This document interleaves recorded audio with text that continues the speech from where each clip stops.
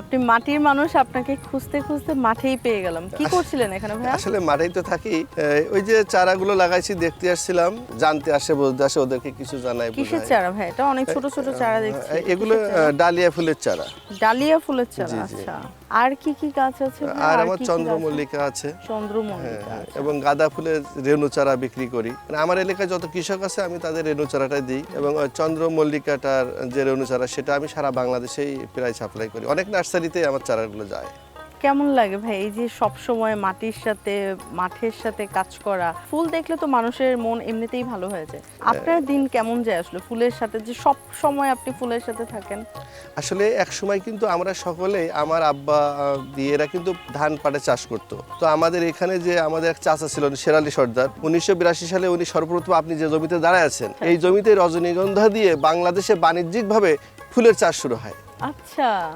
তো উনার দেখা দেখি কিন্তু আসলে আমার বাবা করছিলেন, তার দেখা দেখি কিন্তু আমি করছি। তো উনারা যখন রজনীগন্ধা ছিল, তারপর ওনারা গোলাপ নিয়ে আসছিল, গ্যালাডোলাক নিয়ে আসছিল, আমি তার ধারাবাহিকতা রাখার জন্য আসলে নিত্য নতুন দেখি যে ইন্ডিয়া থেকে কোন ফুলের চারাটা ব্যাপক আমাদের বাংলাদেশে আসে, আমাদের বাংলাদেশে মানুষ করতে পারে না। সেই তার ভিতরে আমি কয়েকটা আইটেম, মানে ডালিয়া, চন্দ্রমল্লিকা এবং গাঁদা ফুলের এই তিনটা আইটেম নিয়ে আমি মোটামুটি কাজ করি, যেটা ইন্ডিয়া থেকে না এসে আমার কাছ থেকে নেই। ভাইয়া, যশোরের গদখালি তো সারা বাংলাদেশের কাছে এখন ফুলের রাজ্য হিসেবে পরিচিত।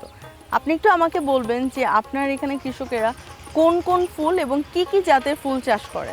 আমাদের এখানে প্রথম সময়ে রজনীগন্ধা দিয়ে শুরু হইলেও ধারাবাহিকতায় গ্যালাডোলাক আছে, গোলাপ আসছে। সেই গোলাপটা আবার একটু আধুনিক হয়েছে, যেমন এখন ডাচ গোলাপ এসছে, যেটা অনেকে চায়না গোলাপ বলে। এটার নাম হচ্ছে ডাচ গোলাপ, ডাচ লং স্টিক রোজ, এইটা চলে আসছে।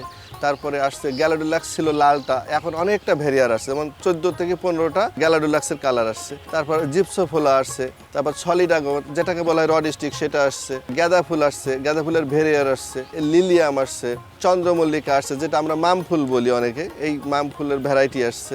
এইভাবে মোটামুটি প্রায় 12 থেকে 18টা আইটেম এখানে আছে। এগুলো সকল ফুলই এখন আমাদের এখান থেকে ঢাকাতে যায়, মানে সিংহভাগ বলা যায় টোটাল দেশে সিংহভাগ ফুল, প্রায় 70 ভাগ ফুল এখন যায়। যে 30 ভাগ ফুল সেটা সাভার আছে, জীবননগর, চুয়াডাঙ্গা আছে, বিভিন্ন জেলা শহরে, চকরিয়াতে আছে, এখানে আবাদ হচ্ছে, সেগুলো ওখান থেকে মেনটেন্স করে। ভাইয়া, আমি তো এটা ফুলের চারা দেখলাম, আমি একটু ফুলের ক্ষেত দেখতে চাই। কোনটাতে নিয়ে যাবেন আপনি? চলেন আমরা ওইটাতেই যাই। চলেন ভাইয়া।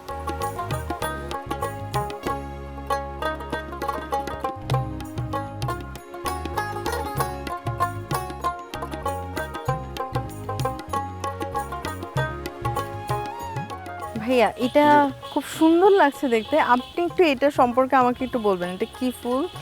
এটা হলো যে চন্দ্রমল্লিকা। আচ্ছা আচ্ছা। এটা চন্দ্রমল্লিকার হলুদ ফুলের ভ্যারাইটি এটা। তো এটা কিন্তু মাম ফুল নামেই চেনে।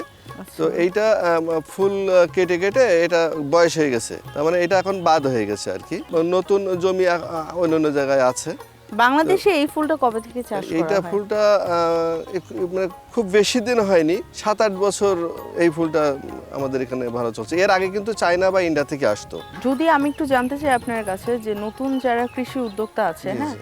তারা যদি এই ফুলটা চাষ করতে চায়, তো তারা কিভাবে এই ফুলের রেণুটা সংগ্রহ করবে বা তারা কি করবে?